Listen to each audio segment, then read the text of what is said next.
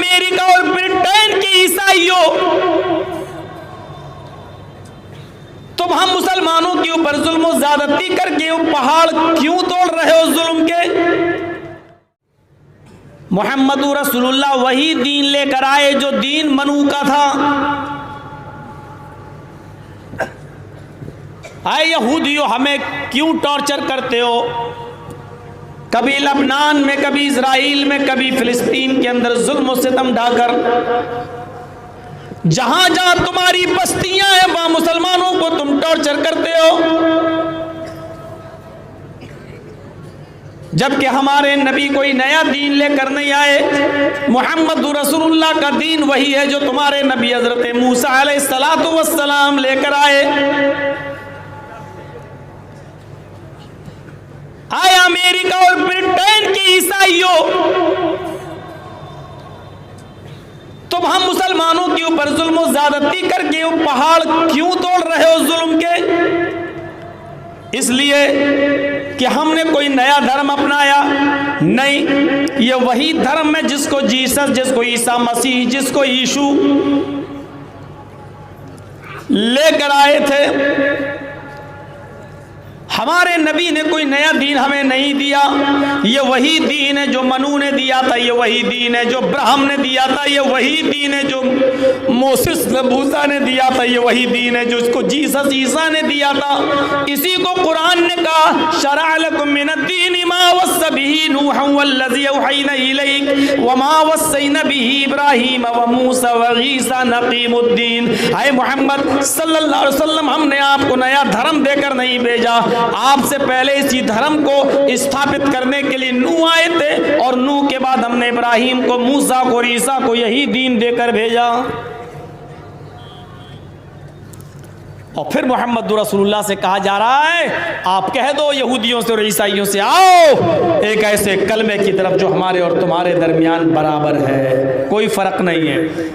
ला इलाहा इल्लल्लाह, अल्लाह नाबुदा इल्लल्लाह, हम अल्लाह के अलावा किसी और की इबादत नहीं करेंगे। ये सबका धर्म यही है, यही मूल मंत्र है, यही ओरिजिनल शिक्षा, तालीम, एजुकेशन यही है। पूरी यहूदियत, ईसाइयत, हिंदू धर्म, इस्लाम, दुनिया के बड़े बड़े 4 धर्मों को पढ़ जाइए आप मेरे भाइयों, एक भी लफ्ज इधर से उधर नहीं देखेंगे। ये शिक्षा, ये तालीम सबके अंदर पाई जाती है।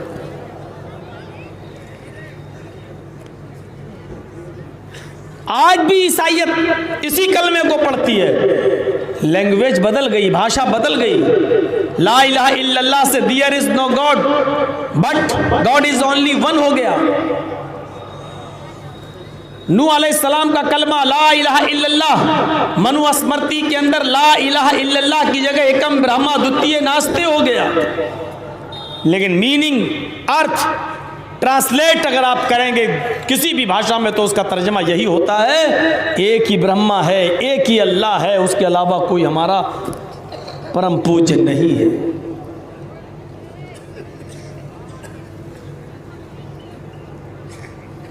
और जितने भी नबी इस दुनिया में आए, सारे नबियों ने आखिरी नबी मोहम्मद रसूलुल्लाह सल्लल्लाहु अलैहि वसल्लम के बारे में पेशिनगोई की, आखिरी नबी के बारे में बता दिया। हम उस आखिरी नबी को पहचान जाए, बात खत्म हो जाती है।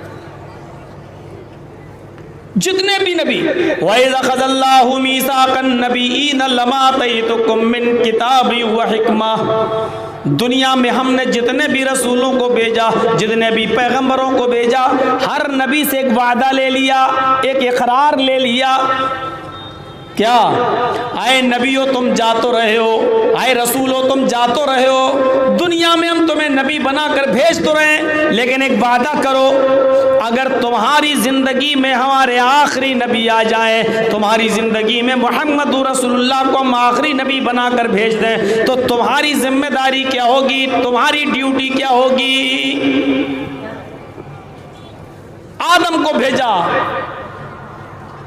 एक मीसाक लिया, नूह को भेजा, एक वादा लिया, याकूब को भेजा, इब्राहिम को भेजा, जकरिया को भेजा, इसहाक को भेजा, शुएब को भेजा,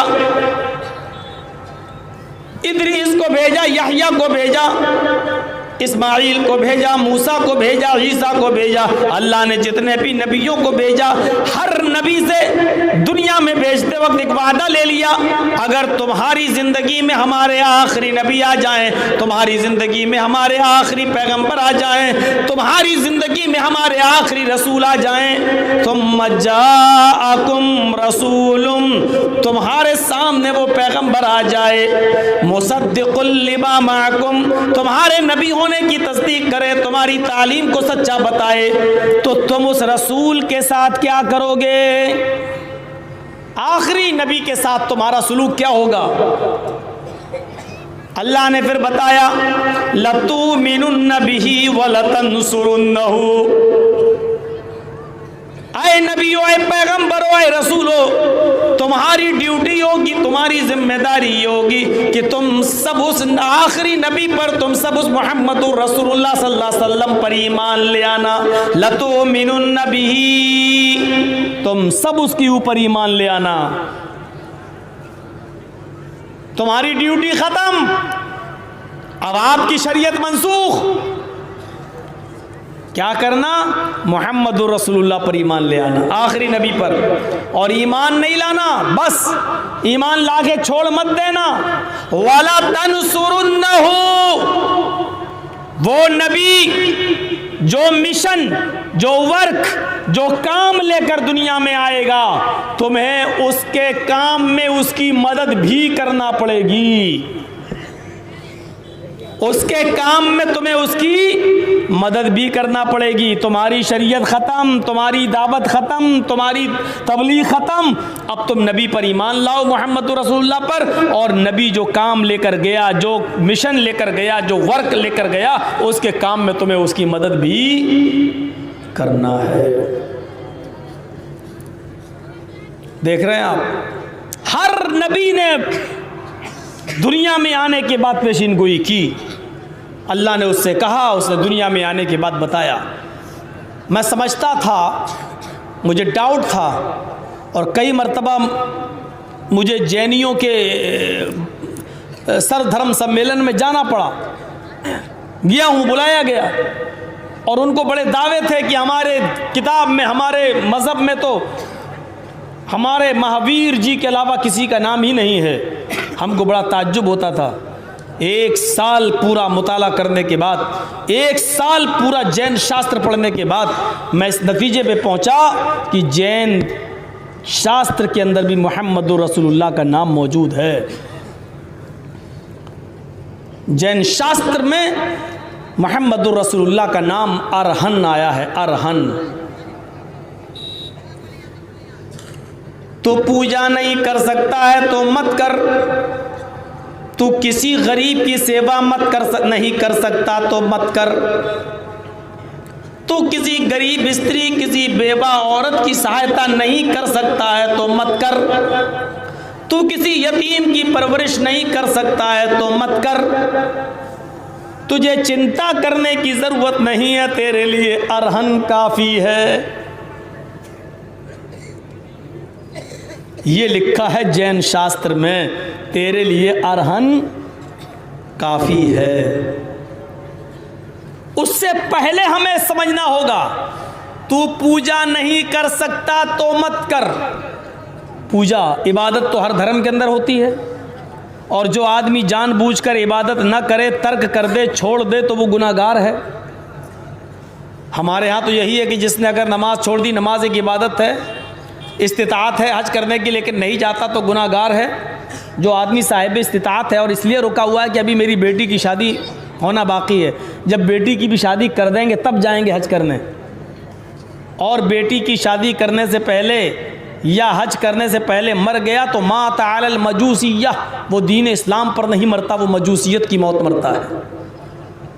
सवाल यह है कि मौलाना साहब कि बेटी की शादी छोड़ के हज करे आए, आपके पास इस्तिताअत है, आपको जाना पड़ेगा हज करने इसी साल। साहब बेटी की शादी 5 लाख रुपए का जहेज़ देना, ये जहेज़ आपने खुद, आपके समाज ने जहेज़ की नौबत खड़ी की है, शरीयत ने जहेज़ का आपको पाबंद नहीं किया था। ये आपके अपने घर के मसले हैं। आपके पास पैसा है और अभी टाइम है, इस्तिताअत है, आपको हज करने जाना पड़ेगा। नहीं साहब 1 साल के बाद बेटी की शादी करूंगा तब जाएंगे, और उससे पहले अगर आपका इंतकाल हो गया तो माता अलल मजूसिय्या, ये आदमी दीन इस्लाम पर नहीं बल्कि मजूसियत पर मरता है, हालत कुफ्र में इसका इंतकाल होता है। समाज ये चीज़ पर भी गौर करे। कितने बैठे हुए हैं मदरसों में चंदे देने वाले, खूब देंगे 100-200 रुपये। उनके घर पे जाके जायज़ा लीजिए ये लोग साहिब इस्तिताअत हैं या नहीं। 1.5-2 लाख रुपए किसके पास नहीं होंगे। इसलिए नहीं जा रहे हैं। अभी 4 बेटियां मेरी बैठी हुई हैं, शादी नहीं करना, अभी शादी करेंगे तब जाएंगे। और हमारे यहाँ दस्तूर यह है कि बेटों की शादी हो जाए, बेटियों की हो जाए, और जब हम बिल्कुल लाठी लेके चलने के लायक हो जाएंगे तब जाएंगे हज करने। ये हमारे मुल्क का हाल है। दुनिया में एक मुल्क ऐसा भी है कि जहाँ जब तक लड़का लड़की दोनों हज नहीं कर लेते हैं शादी नहीं होती है।